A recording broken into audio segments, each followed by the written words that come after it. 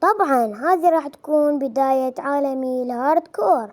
تابع المقطع للنهاية ويلا نبدأ. عليكم شباب، هذه بداية عالم الهارد كور. أول شي طبعا راح نجمع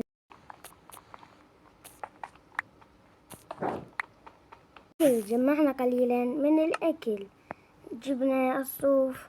هسه سوينا كرافتنج، جمعنا قليلا من الخشب. اوكي، ما عليكم بالله. سوينا حل الخشب هذا، سوينا كرافتنج. جيب الكرافتنج نحطها هنا، وسوينا سرير.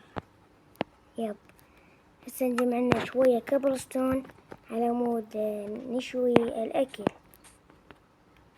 اوكي، وخلينا الأكل هنا ينطبخ. اوكي، بعد ما جمعنا أكل، هسه راح ننزل ونجمع الموارد. خليكم ويا تجميع الموارد.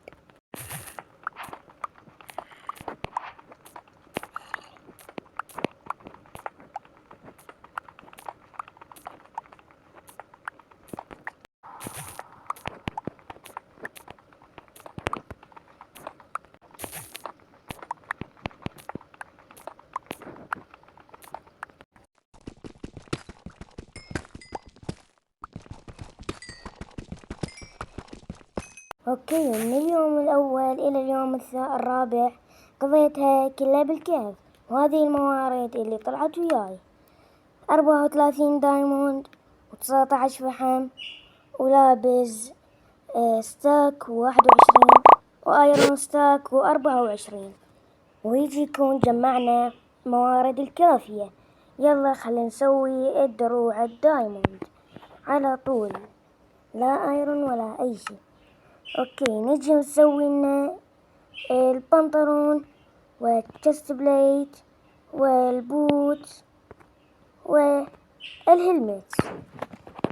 يا حبيبي، شمرت كل الدايموند اللي عندي. اوكي، نجي ونلبس الملابس. اوكي، جيب الهلمت وجيب التشست بليت. اوكي، ويجي يكون صرنا فول ارمور دايموند. ويجي يكون لين أنا وصلنا لنهاية الفيديو. إن شاء الله عجبكم الفيديو.